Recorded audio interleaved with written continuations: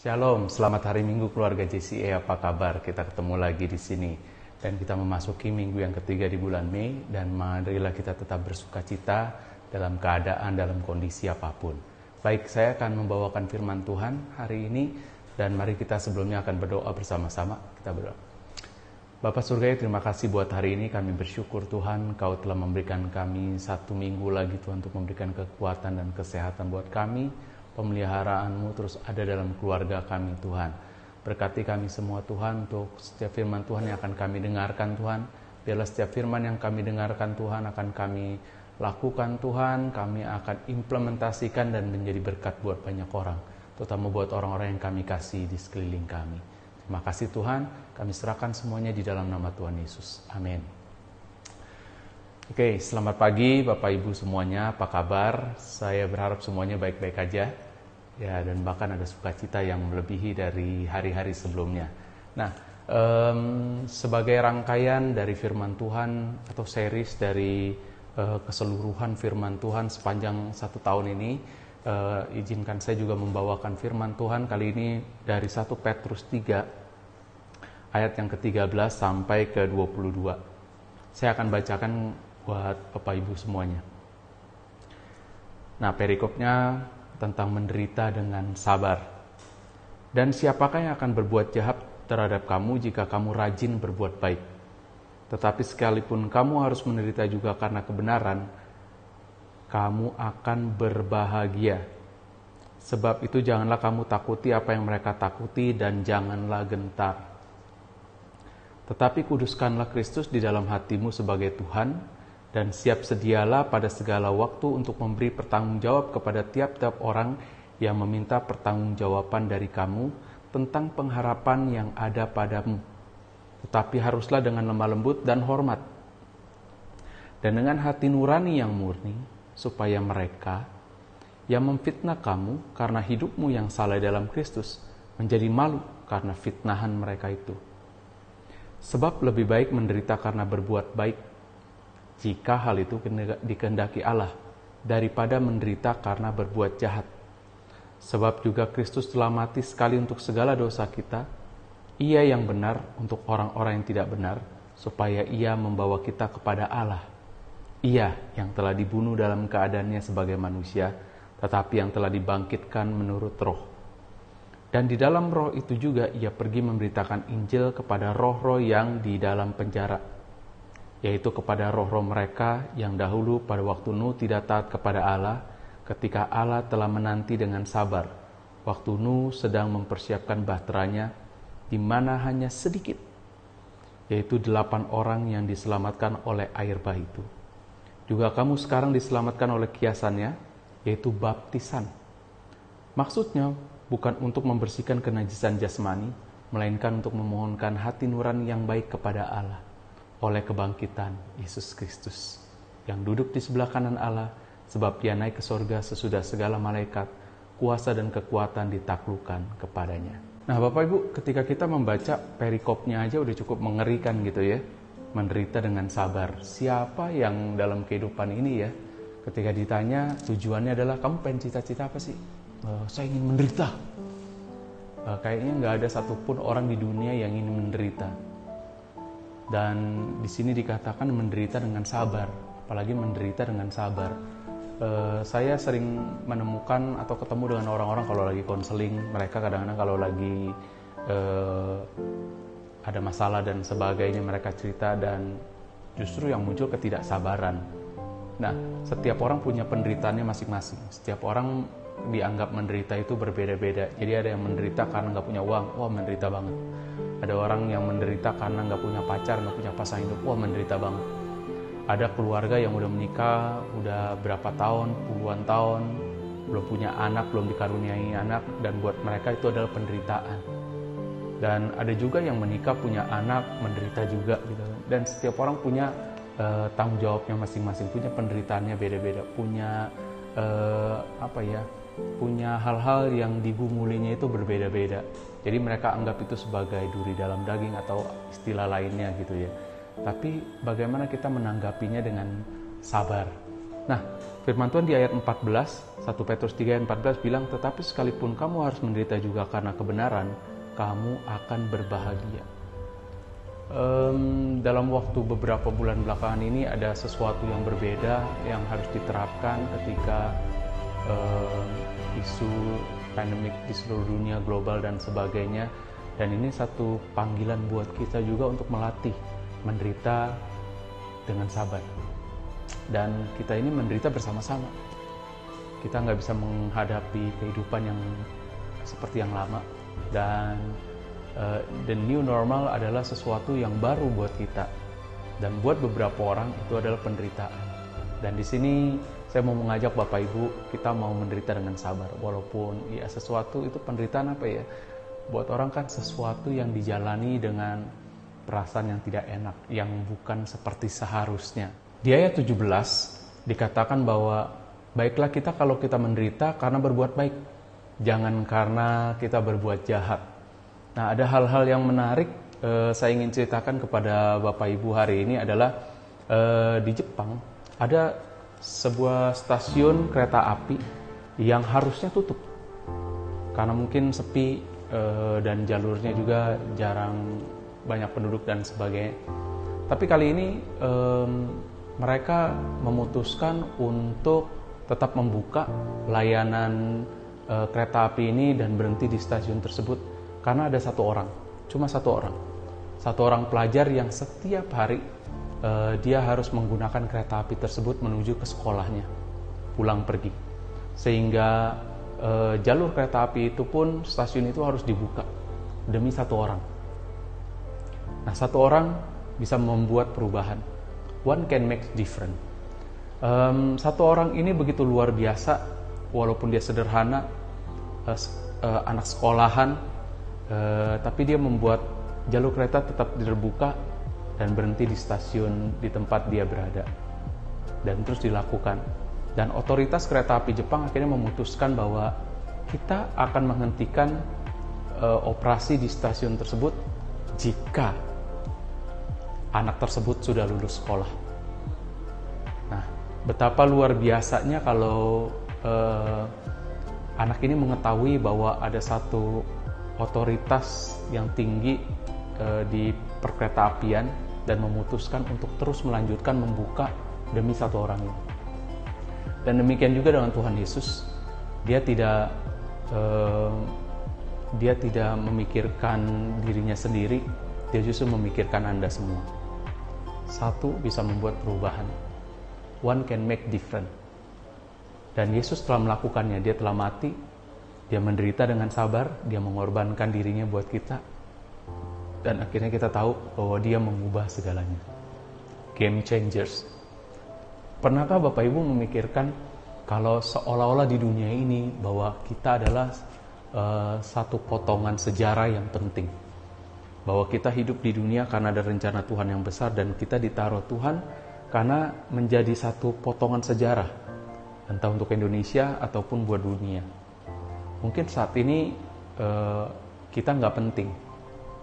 Tapi ketika kita melakukan kebaikan, dan kebaikan itu akan kembali Bapak Ibu. Nah, saya percaya ada satu hal yang luar biasa seperti ini. Ada yang namanya hukum kekekalan energi. Nah, hukum kekekalan energi adalah segala sesuatu energi yang digunakan akan kembali lagi.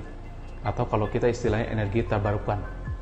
Energi yang bisa berulang-ulang digunakan. Nah, hukum kekekalan energi ini terjadi. Hal yang sederhana itu ada di sekeliling kita, contohnya air. Nah, air minum yang kita minum, jangan-jangan adalah air minum yang diminum dinosaurus 100 juta tahun yang lalu. Dia tidak akan habis. Energi yang dipakai tidak akan pernah habis, tapi mungkin akan berubah wujud. Dia akan berubah bentuknya. Nah, jadi air itu setelah diolah, setelah tubuh kita mengolah, jadi dibuang dan sebagainya. Tapi akhirnya dia menuju ke muara, sampai ke laut. Uap mengambil lagi, proses siklus alam terjadi. Dan akhirnya muncullah hujan dan sebagainya, balik lagi. Air tidak pernah berkekurangan. Dia hanya berubah bentuk. wujudnya berubah dari cair jadi padat, jadi uap dan sebagainya. Dan juga bisa tersimpan jadi es dan sebagainya. Nah, demikian juga bahwa energi yang baik yang kita keluarkan itu tidak akan pernah kembali sia-sia. Termasuk juga hal-hal yang buruk yang kita berikan itu juga nggak akan kembali. Sayangnya berita buruknya begitu. Dan inilah yang Tuhan mau dalam diri kita, bahwa kita harus terus bersuka cita, kita harus berbuat baik. Karena itu janganlah jemu-jemu berbuat baik. Ya gitu kan firman Tuhan. Nah jadi kita harus berbuat baik, kenapa? Karena itu akan kembali lagi. Hanya kadang-kadang kita nggak bisa mendapatkannya kembali dalam hidup kita dalam waktu yang cepat. Tapi itu akan kembali dalam waktu di mana anak-anak, cucu-cucu kita, keturunan kita akan menikmati. Jadi apapun juga hasil yang kita sudah berikan, kontribusi kita saat ini di dunia ini ketika kita masih hidup, itu akan bermanfaat buat masa depan keluarga kita, keturunan-keturunan kita. Nggak tahu generasi yang ketiga, keempat, kelima, 7 turunan dan sebagainya. Dan kita adalah bagian dari kehidupan sejarah suatu bangsa, yaitu bangsa kita, keluarga kita. Nah, apa yang kita berikan, kebaikan yang kita lakukan, itu tidak akan pernah kembali dengan sia-sia. Demikian juga firman Tuhan katakan, ketika kita melakukan kebaikan, jangan pernah berhenti. Dan itulah dia kenapa Tuhan minta kita menderita karena kebaikan. Karena kadang-kadang kebaikan itu membutuhkan pengorbanan. Untuk melakukan kebaikan memerlukan jeripaya, upaya yang besar. Kita harus mengeluarkan the best of me, the best of us, yang terbaik dari kita untuk kita berikan kepada orang lain, bahkan pada saat kita kekurangan. Dan hal yang luar biasa dahsyatnya adalah ini kesempatan kita yang terbaik untuk kita melakukan kebaikan. Kali ini saya coba ceritakan dari sisi yang berbeda, yang sesuai dengan keadaan saat ini. Saya sambil bacakan Bapak Ibu, orang-orang Irlandia, mereka saat ini sedang melakukan donasi, melakukan fundraising untuk salah satu suku asli dari Amerika, dan ternyata hal yang mengejutkan, mereka mendapatkan donasi sebesar 3,15 juta US dollar. Nah, 3,15 juta dolar itu setara dengan pokoknya banyak banget, berapa puluh M dan sebagainya. Nah, pertanyaannya kenapa orang Irlandia mau mendonasikan fundraising untuk salah satu suku ini? Nah, ternyata dari sejarah yang pernah terjadi adalah dulu ketika ada yang namanya kelaparan di Irlandia, mereka kekurangan pangan, terutama makanan mereka itu adalah kentang. Jadi salah satu suku dari suku asli Amerika namanya bangsa Choctaw.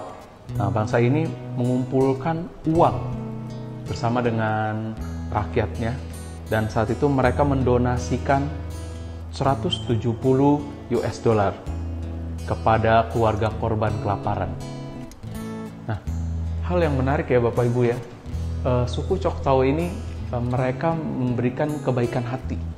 Mereka mengumpulkan sejumlah uang sebesar 170 US dollar.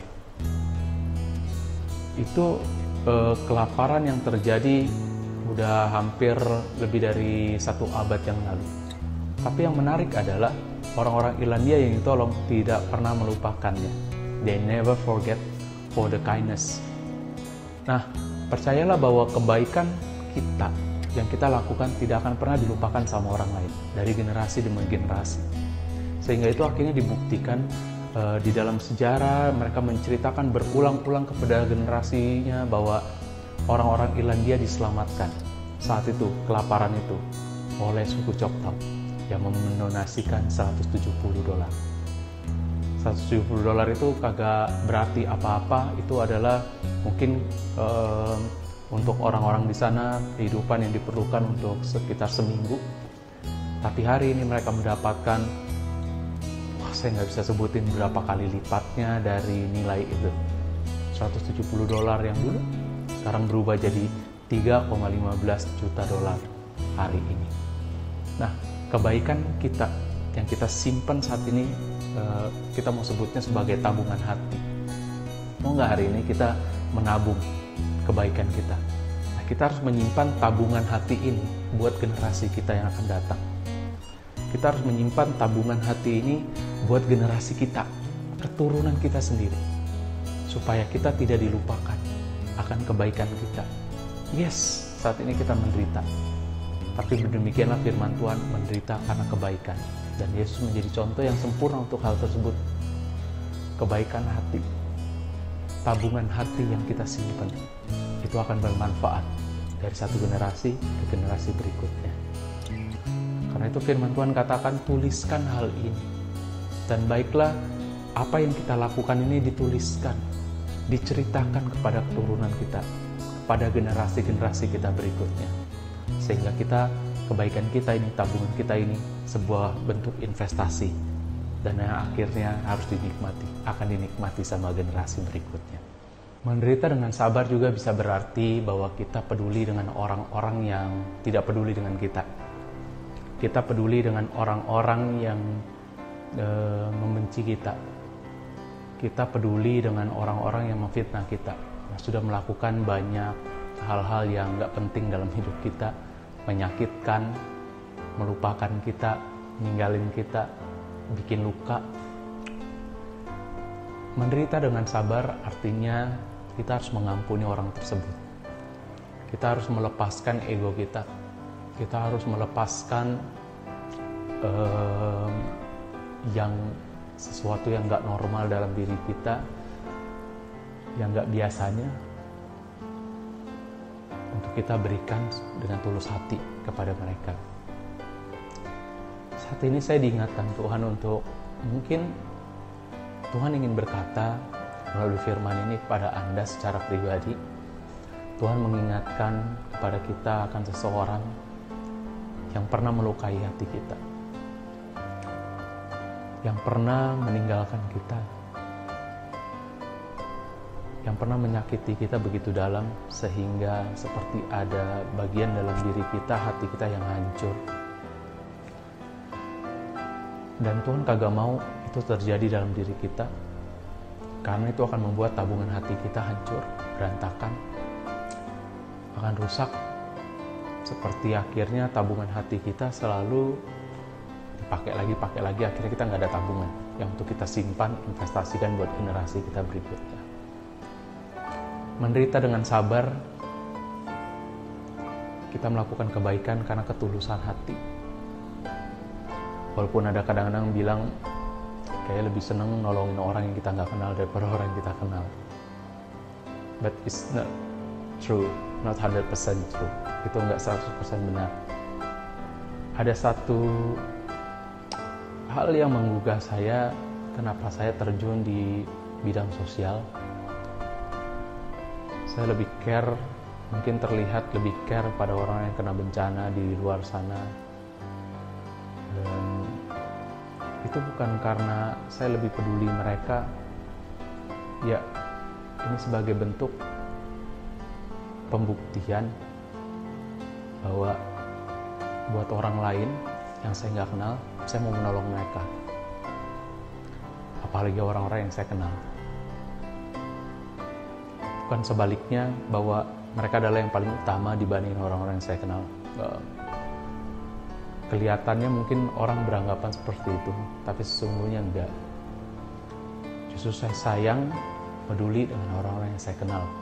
Mereka akan menjadi prioritas. Mereka adalah oikos atau keluarga. Jadi Bapak Ibu, dalam keluarga JCE ini, kita ini peduli satu dengan yang lain. Anda juga menjadi satu rentetan dalam list di doa kami. Mungkin kadang-kadang kepedulian kami tidak terlihat secara langsung, tapi kami berdoa. Kami mikirin Anda semua, termasuk yang gak kelihatan, yang gak kasat mata, artinya sesuatu yang mungkin Anda simpan di dalam hati, gak diungkapkan kepada orang lain. Tapi Tuhan tahu, hari ini Tuhan mau sampaikan bahwa kita mau dipulihkan terlebih dahulu. Baru kita bisa membantu orang lain. Jadi ingat ya, kalau kita naik pesawat, pengumuman sebelum kita terbang selalu disampaikan. Kalau misalnya ada oksigen turun, tabung apa sih namanya? Ya, oksigen itu turun ya. Masker oksigen turun. Pastikan Anda memakai untuk Anda dulu, baru menolong orang lain. Nah, artinya kita nggak akan bisa menolong orang lain kalau kita sendiri masih banyak dosa, banyak hal-hal yang disimpan luka.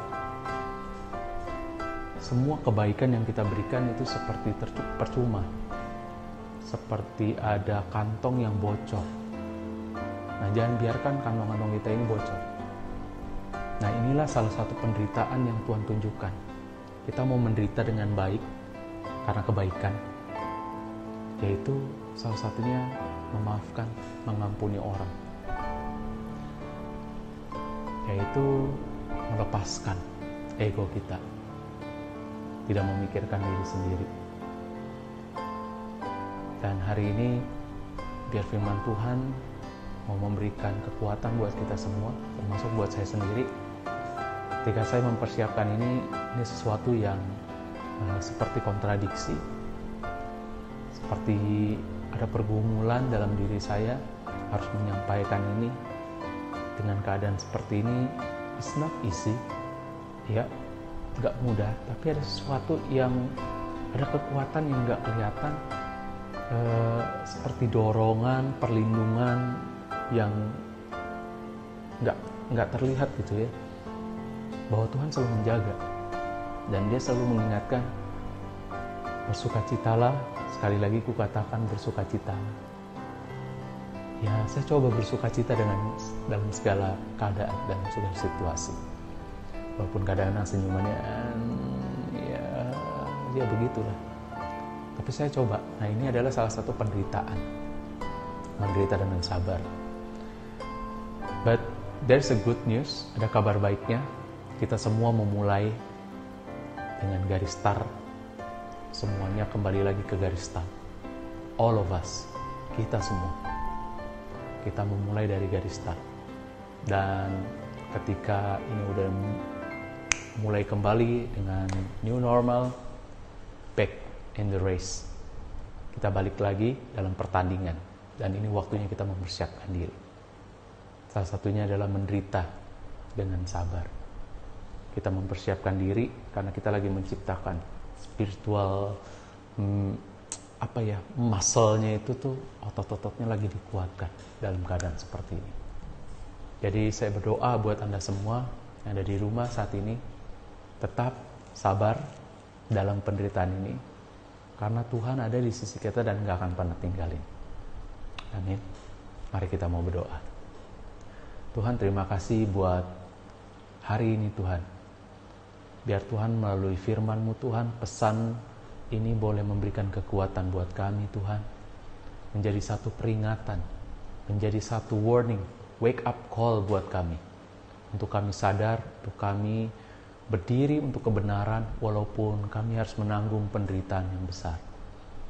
Tapi kami bangga Tuhan bahwa kami adalah orang-orang yang Engkau pilih untuk melakukan kebaikan Tuhan. Karena kami akan berbangga ketika kami menderita, tapi karena kami melakukan kebaikan, bukan karena kejahatan. Biarlah Tuhan apa yang kami lakukan, kebaikan-kebaikan yang kami lakukan ini Tuhan, menjadi satu tabungan hati di dalam diri kami, untuk akan bisa bermanfaat buat generasi kami, buat keturunan-keturunan kami. Biar Tuhan, apapun juga yang kami dengar, itu dapat kami rasakan, dan itu mengubah pola pikir kami, mengubah hati kami untuk melakukan tindakan-tindakan kecil yang sederhana untuk menolong orang-orang di sekeliling kami. Berkati kami semua Tuhan, dimanapun kami berada, untuk terus menjadi berkat. Apapun juga yang kami lakukan, menjadi berkat, terutama buat orang-orang yang di sekeliling kami. Terima kasih Tuhan. Mau serahkan tubuh jiwa roh kami ke dalam tangan. Dalam nama Tuhan Yesus. Amin. Kini aku percaya